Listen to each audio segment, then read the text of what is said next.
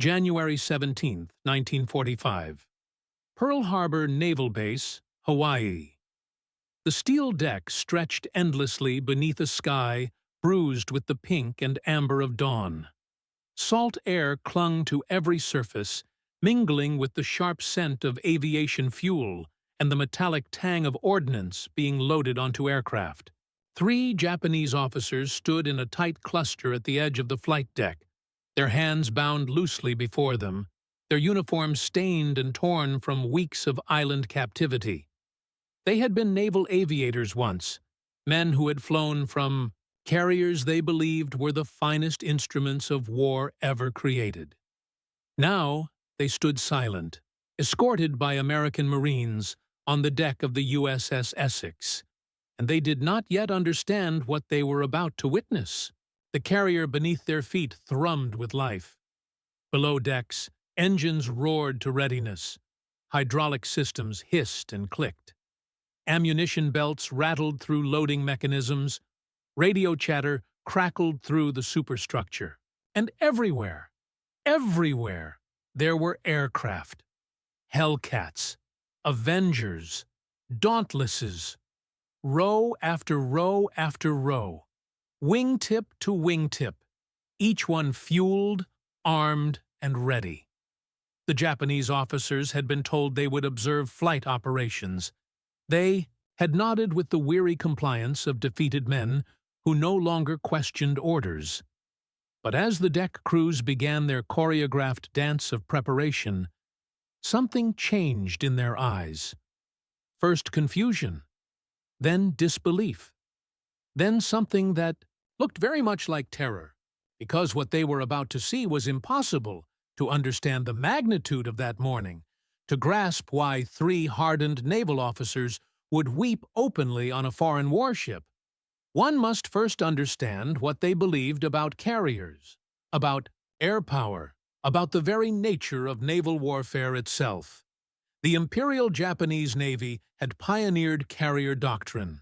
They had conceived of the Kido Butai, the first air fleet, a concentrated striking force of 6 carriers that had smashed Pearl Harbor and swept through the Pacific like a typhoon. Japanese naval aviation was not merely competent, it was exceptional. Their pilots trained for years. Their aircraft, at the war's beginning, outperformed nearly everything the Allies could field. The Zero fighter was lighter, faster, more maneuverable than its early American counterparts. Japanese torpedoes were superior. Their tactical coordination was flawless, and their carriers, Akagi, Kaga, Soryu, Hiryu, Shokaku, Zuikaku, these were floating temples of precision and purpose. A Japanese carrier could launch perhaps 18 to 24 aircraft in a single strike wave, carefully coordinated, each plane selected and armed for a specific role in a meticulously planned operation. Launch operations were slow, deliberate affairs.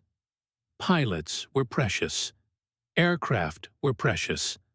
Everything was calculated, measured, conserved. This was the doctrine that had guided Japanese naval aviation since the 1920s, refined through war in China, perfected in the early months of the Pacific War. The officers on the Essex deck had internalized this reality. They had flown from Zuikaku, from Junyo, from the very heart of the mobile fleet. They knew what a carrier strike looked like. They knew the rhythms of launch and recovery, the careful husbanding of resources, the agonizing decisions about which aircraft to commit and which to hold back. They had watched their own navy wither through attrition, at Midway, in the Philippine Sea, at Leyte Gulf, not because their carriers were poorly designed or their pilots cowardly, but because each loss was irreplaceable. Every aircraft shot down was a blow that could not be easily absorbed. Every pilot killed represented years of training lost forever.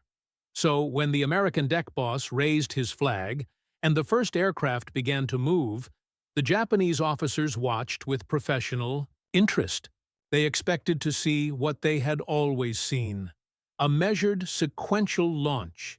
A few fighters first, perhaps, then dive bombers, then torpedo planes, spacing between each launch to ensure safety, to prevent accidents, to preserve precious resources.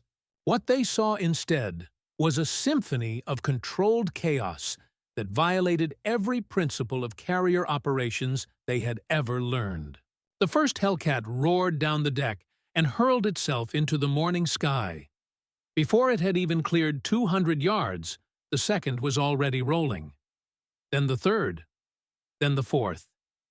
There was no pause, no hesitation, no careful spacing. The deck crews moved like ants in a disturbed hive, purposeful, rapid, relentless. Plane handlers pushed aircraft into position. Ordnance crews checked loads one final time. Flight deck officers directed traffic with colored paddles, their movements sharp and economical. And the launches continued. One every 30 seconds. One every 25 seconds. One every 20 seconds. The Japanese officers stared. A Hellcat squadron cleared the deck. 12 aircraft in under 6 minutes. Before the last fighter had finished its climb-out, the first Avenger torpedo bombers were already being positioned. The deck crews didn't stop, didn't slow. The choreography was relentless. Planes launched. Deck clear. Next group spotted. Planes launched. Deck clear. Next group spotted. The cycle repeated with mechanical precision, and yet there was nothing mechanical about it. Every movement was human, coordinated through practiced skill and ruthless efficiency. One of the Japanese officers, a former lieutenant commander named Nakamura Koji, had flown from carriers for 7 years. He had participated in the attack on Pearl Harbor. He had struck at Darwin, at Ceylon, at targets across the Pacific. He knew carrier operations the way a pianist knows scales. And what he was watching was impossible. His mouth had gone dry. His bound hands trembled slightly, because the launches didn't stop. 20 aircraft, 30 aircraft, 40 aircraft. The deck of the Essex seemed to be an inexhaustible fountain of American air power. Hellcats climbed into formation above the carrier. Avengers formed up in neat V patterns. Dauntless dive bombers joined the growing aerial armada. And still, the launches continued.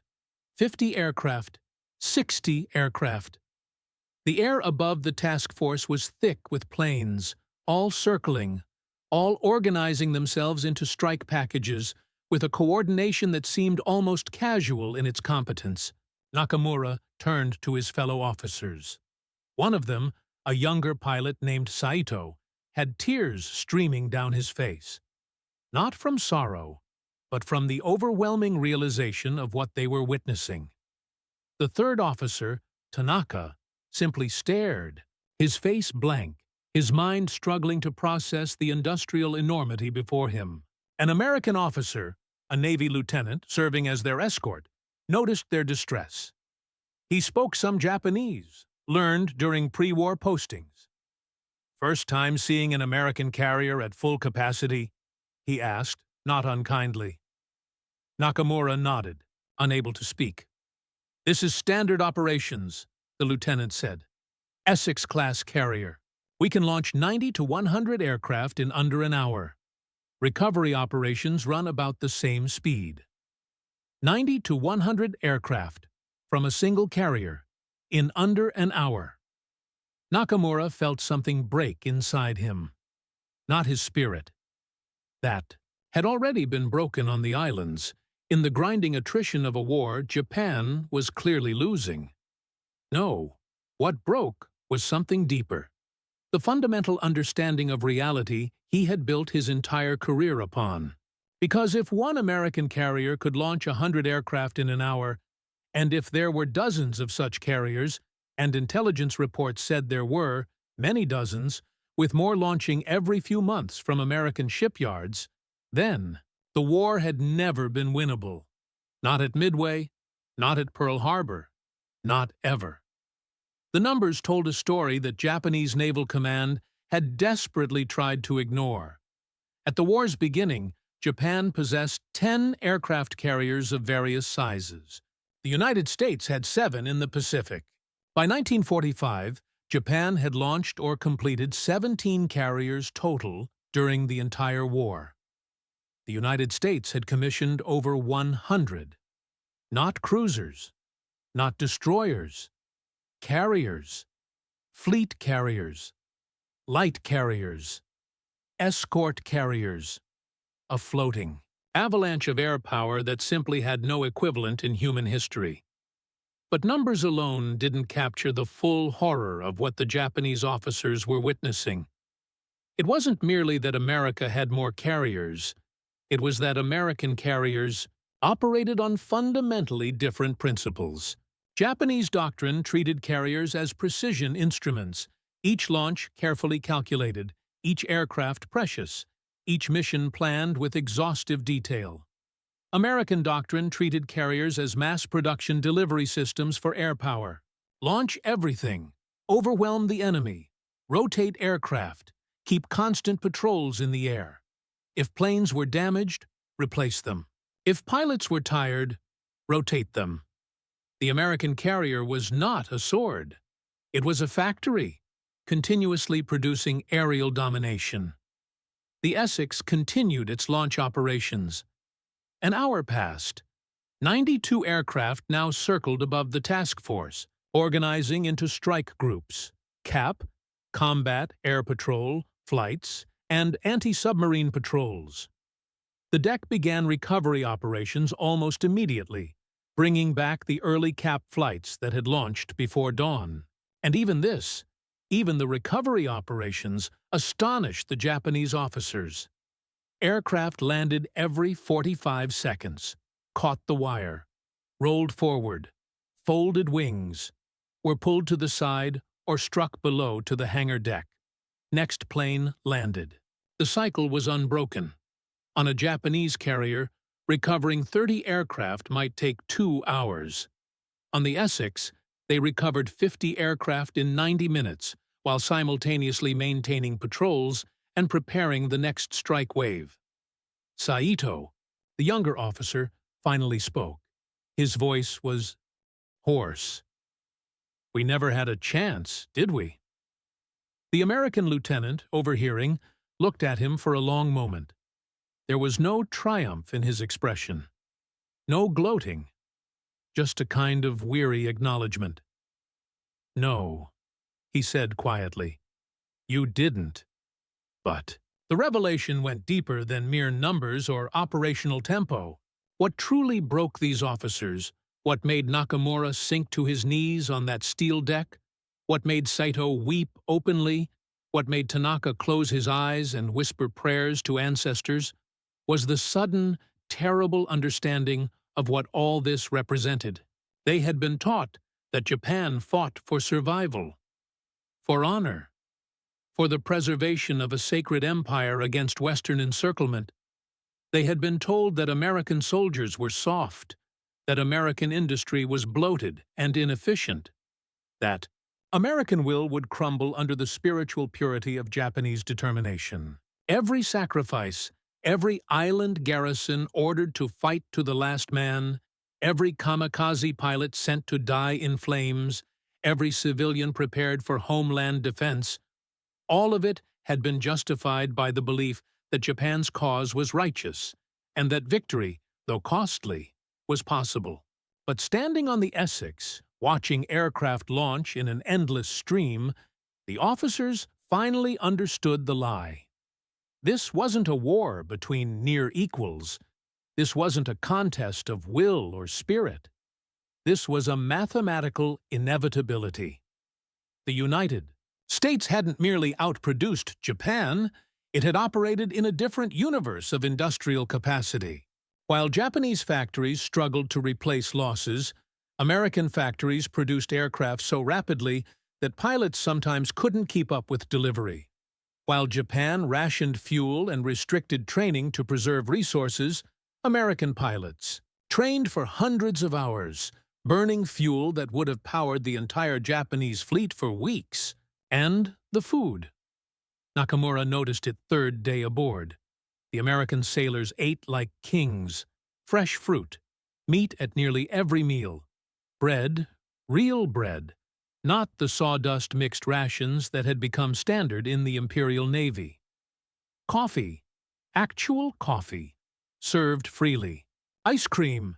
He had learned that the larger American ships had ice cream machines. Ice cream. On a warship. In the middle of an ocean. In the middle of a war. When he had flown from Zuikaku, rations had been rice, pickled vegetables, and occasionally fish. Toward the end, even the rice had been mixed with barley to stretch supplies. Pilots had fainted from malnutrition during long missions. And here, American sailors complained if the fruit wasn't fresh enough. The symbolic weight of it crushed him, because the food wasn't a luxury. It was a message. It said, "We have so much that even our warriors eat like nobles. We have such abundance that we can afford to be casual with it. We are so wealthy that we bring ice cream to war." Historical. Records from Japanese POWs consistently reported this same psychological shock. Captain Fuchida Mitsuo, who had led the air attack on Pearl Harbor and was captured later in the war, wrote in his memoirs about visiting an American supply depot. He described warehouses stacked floor to ceiling with equipment, with spare parts, with ammunition, with food, mountains of supplies that dwarfed anything Japan had ever assembled. He wrote that he stood in that warehouse and finally understood that Japan had been fighting an enemy that existed in a different economic reality entirely. Admiral Yonai Mitsumasa, Japan's Navy minister, would later tell interrogators that he had known the war was unwinnable from the beginning. When asked why Japan had fought anyway, he responded that the decision had been made by the army, and that once committed, there was no turning back without dishonor. But he admitted that every naval officer with any understanding of economics had known the truth. Japan's entire industrial output for an entire year roughly equaled America's industrial output for a single month. The math was unavoidable. The conclusion was inevitable. But math and conclusions are abstract. They can be rationalized, explained away, ignored. What cannot be ignored is standing on the deck of a single enemy carrier and watching it launch. More aircraft than your Navy's largest carrier battle group could assemble. And knowing that this is just one carrier, in one task force, in one ocean, and that there are dozens more exactly like it. The Essex continued operations throughout the day. The Japanese officers were kept on deck for most of it, partly for intelligence purposes, as American interrogators wanted to gauge their reactions, but partly as a calculated psychological operation. Let them see. Let them understand. Let them carry this knowledge back to whatever POW camp they ended up in, and let them tell other prisoners what they had witnessed. By evening, the Essex had launched 3 full-strike waves, maintained continuous combat air patrols, conducted anti-submarine sweeps, recovered all aircraft, refueled and rearmed everything, and prepared for night operations. Total aircraft movements, launches and recoveries exceeded 300. The deck crews worked in rotating shifts, always fresh, always efficient. Pilots who had flown morning missions rested while others took afternoon patrols. The carrier never stopped, never paused, never showed strain. Nakamura watched the sunset from the deck, still under guard, still processing what he had seen. The American lieutenant approached him one last time before he was to be taken below decks. "You flew at Pearl Harbor," the lieutenant said. It wasn't a question. Intelligence had identified him from captured records. Nakamura nodded. "Did you think you could win?" "Really?" It was a fair question, asked without malice. Nakamura considered it carefully. We thought we could make the cost too high for you to accept. We thought you would negotiate. Because you thought we were soft. Yes. The lieutenant looked out at the task force surrounding them. Carriers, battleships, cruisers, destroyers. Dozens of ships, all modern, all powerful, stretching to the horizon. Do we look soft to you now? Nakamura shook his head slowly. No. You look like something we never imagined. We thought we were fighting a nation. We were fighting a continent that could build and supply and feed and fight without ever straining. We brought swords to a factory. The metaphor was his own, formed in that moment, and it captured something essential that would haunt him for the rest of his life. Japan had approached war as a traditional conflict between nations, a contest of will, skill, and courage. America had approached it as an industrial problem to be solved with overwhelming resources and systematic efficiency. Both sides had fought with courage. Both sides had suffered terribly. But only one side had the capacity to absorb losses and return stronger. Among the Japanese officers' belongings, later catalogued by American intelligence, was a small journal kept by Tanaka. In it, he had written a poem on the evening after witnessing the Essex operations. It was in classical Japanese style, and the translation loses some of its elegance, but the meaning survives. Steel birds fly without ceasing. From a deck that knows no emptiness. We thought the ocean vast, but America's plenty is vaster. Cherry blossoms fall in spring and do not bloom again that year, but their carriers' birth wings, like rice fields after rain. The poem circulated among Japanese POWs. It was copied, memorized, passed along.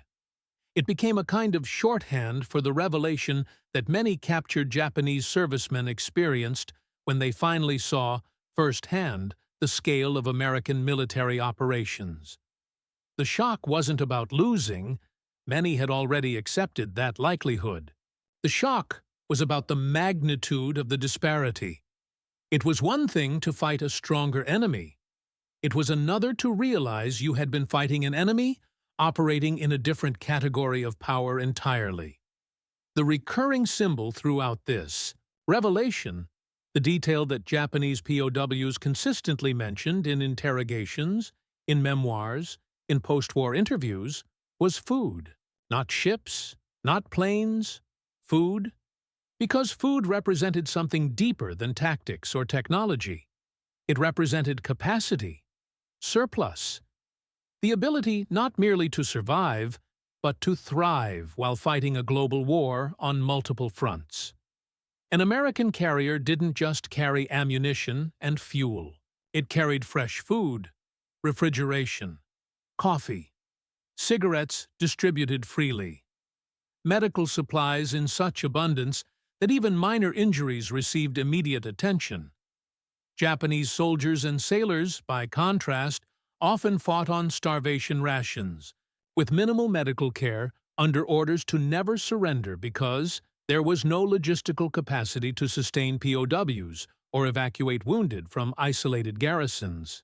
The food became a symbol of deeper truths, about industrial capacity, about agricultural abundance, about a nation that could fight a two-ocean war while its civilian population experienced rationing so mild that most Americans remembered the war years as a time of relative prosperity. Japan mobilized its entire society, strained every resource, and still couldn't match American output. America mobilized a fraction of its potential capacity and buried its enemies under an avalanche of production. When Nakamura was offered dinner, that evening, pork chops, mashed potatoes, green beans, fresh bread, and coffee, he ate slowly, mechanically, tasting nothing. Not because the food was bad, because every bite was evidence. Evidence of abundance, evidence of capacity, evidence that Japan had been fighting something it never had the tools to defeat. In the decades after the war, historians would analyze Japanese decision-making with the cool detachment of hindsight. They would ask, how? Could intelligent military leaders have pursued a war they had no realistic chance of winning? The answer, gleaned from interrogations and memoirs and captured documents, was complex. Partly, it was cultural, a belief that spiritual strength could overcome material disadvantage. Partly, it was strategic miscalculation, a genuine belief that America lacked the will to sustain a long war. Partly, it was institutional momentum. Once committed, no mechanism existed to reverse course, without catastrophic loss of face. But underneath it all was a simpler failure, an inability to truly grasp the scale of American industrial power. Japanese planners had studied American production figures, but they had processed them as abstract data, not visceral reality. They knew, intellectually, that America had more steel mills, more oil wells, more factories. But they couldn't internalize what that meant in practice. They couldn't imagine an enemy that treated aircraft carriers as mass-produced commodities. They couldn't conceive of a military that fed its troops fresh meat while fighting on the other side of the planet. The officers on the Essex deck experienced, in a single morning, the revelation that should have prevented the war entirely. They saw the truth that Japanese leadership had successfully obscured or rationalized away, that America wasn't just stronger, but operated in a different category of strength, that defeating America didn't require winning battles. It required overturning the fundamental economic and industrial realities of the modern world. And that was impossible. The Essex, for her part, was not exceptional. She was representative. An Essex-class carrier was a good ship, well-designed, effective, reliable. But she was not unique. The U.S. Navy commissioned 24 Essex-class carriers during the war. 24 floating cities of air power, each capable of launching. 100 aircraft, each supported by a train of tankers and supply ships that kept them operating continuously. And these were just the fleet carriers. The light carriers added dozens more. The escort carriers, smaller, slower, but still capable, added over 100 more. By war's end, the U.S. Navy operated more carriers than every other navy in the world combined. And this was achieved while simultaneously building the largest amphibious force in history, while supplying the British and Soviet war efforts through Lend-Lease, while maintaining civilian production of automobiles and refrigerators, and radios that would have been considered luxury goods in most of the world. Japanese strategic planning had anticipated fighting an enemy with perhaps twice Japan's industrial capacity. Maybe 3 times. They had planned for that. They had built a strategy around striking first, inflicting maximum damage, and forcing a negotiated settlement before American industry fully mobilized. What they encountered instead was an enemy with 10 times their capacity, 20 times, in some categories, 50 times. The entire strategic premise of the war, that Japan could establish a defensive perimeter and make it too costly to break, collapsed under the weight of American production.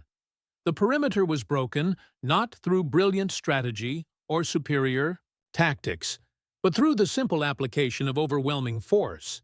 Islands that Japan had fortified and garrisoned were bypassed, if convenient, or smashed flat by naval bombardment and aerial assault, if not. Every loss Japan inflicted was replaced within weeks. Every American loss required Japan to expend irreplaceable resources. By the time the 3 Japanese officers were transferred off the Essex to a POW transport, they had become different men. Not broken, precisely, but transformed. They had left their carriers as warriors in service of an empire. They returned to captivity as witnesses to a larger truth about power, about modernity, about the inexorable logic of industrial warfare.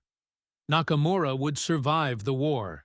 He would return to Japan during the occupation, retrain as an engineer, and spend his later years working on civilian aircraft design. He rarely spoke about his war service, but his family preserved his journals. In one entry, written years after the war, he reflected on that morning on the Essex. "We were taught that spirit could overcome material, that purity of purpose could defeat mere numbers. We believed this because we had to, because acknowledging the truth would have made our sacrifices meaningless. But spirit cannot shoot down aircraft that outnumber you 10 to 1. Purity of the purpose cannot feed soldiers whose supply lines have been cut. Courage cannot forge steel when the iron mines are exhausted. We fought with spirit, with purity, with courage, and we lost to factories, to farms, to a nation that could afford to be generous even in war. This is not a criticism of our enemies. It is a recognition of reality. War is not poetry. War is logistics. And in logistics, we were children facing adults." The story of the Essex and her 3 Japanese visitors is small, almost incidental, in the vast narrative of World War II. No great battle occurred that day. No strategic position changed hands. No history-altering decision was made. And yet, the moment contains within it the entire arc of the Pacific War, the collision between Japanese expectations and American reality, the gradual revelation of unbridgeable industrial disparity, the psychological transformation of defeat. Other captured Japanese personnel reported similar experiences. Submarine crews taken prisoner described American supply depots the size of cities. Army prisoners in the Philippines spoke of American field kitchens serving hot meals with fresh bread within hours of establishing a beachhead. Civilian survivors of the strategic bombing campaign recalled that even amid devastation, American leaflets promising food and medical care to those who surrendered proved true. POWs ate better under American captivity than they had as free citizens during the final year of the war. These were the details that didn't make it into official military histories, but they revealed something essential about why the war ended as it did. Japan surrendered not merely because of atomic bombs, though those provided a face-saving explanation for the inevitable. Japan surrendered because, by mid-1945, every soldier, every sailor, every airman, and increasingly every civilian understood that continuing the war meant national suicide. The revelation that men like Nakamura experienced in a single morning aboard the Essex was replicated across Japanese society in fragments and accumulations, each small piece of evidence adding to the unavoidable conclusion that Japan had been fighting an unwinnable war. There is a photograph, taken by a Navy public affairs officer, of the Essex flight deck during operations in early 1945. The image shows aircraft spotted for launch, deck crews in colored jerseys moving between planes, steam rising from catapults, and in the background, more carriers of the task force visible on the horizon. Somewhere in that photograph, out of frame, 3 Japanese officers stand and watch, their world reordering itself around an uncomfortable new truth. The photograph is archived now at the Naval History and Heritage Command, one image among millions from the war. But encoded in it is a story about power, not the crude power of weapons or the romantic power of courage, but the deep power of industrial civilization operating at full capacity, the power of factories that never sleep, of farms that produce surpluses measured in millions of tons, of universities that train engineers faster than they can be employed, of systems so robust that they can sustain a global war while simultaneously improving civilian living standards. Japan had fought such a system and lost. The officers on the Essex deck were perhaps among the first to fully comprehend what that meant, not just militarily, but philosophically. They had believed in a version of reality where will and spirit were supreme values. They discovered a reality where productivity and systems were supreme values. Both views could not be simultaneously correct. The war decided which view corresponded to observable truth. In the end, what makes the story of that January morning significant is not its uniqueness, but its representativeness. Across the Pacific, in 1,000 small moments of revelation, Japanese servicemen encountered the same truth, that they had been sent to fight an enemy whose capacity they had fundamentally misunderstood. The tragedy was not the fighting. Soldiers, understand the necessity of fighting. The tragedy was that the fighting had been predicated on false assumptions, on wishful thinking, on a strategic vision that bore no relationship to material reality. The three officers wept on the deck of the Essex, not because they were weak, but because they were finally, unavoidably strong enough to accept truth. The truth that their navy was dying, that their homeland faced destruction, that the sacrifices of their comrades had been spent in service of a war that mathematics had already decided. They wept because courage in service of delusion is not noble. It is simply sad. And they wept because the aircraft kept launching, one every 30 seconds, one every 20 seconds, and because those launches represented something they could no longer deny, that America had waged war the way it did everything else, with systematic efficiency, massive scale, and a casual confidence born of genuine abundance. That abundance, that capacity to launch 90 aircraft from a single deck in under an hour, to feed those aircraft crews fresh food, to replace losses faster than they occurred, to wage war with one hand while building prosperity with the other, was not propaganda. It was not exaggeration. It was simply how things were. The sun set that evening over a calm Pacific. The Essex continued operations into the night. The three Japanese officers were taken below decks, their observations recorded, their shock noted in intelligence reports, and somewhere in the darkened waters around the task force, the war continued its grinding advance toward inevitable conclusion. Advance measured not in territory or battles, but in the relentless mathematics of production capacity and the slow, terrible revelation of what happens when spirit confronts machinery, and machinery wins.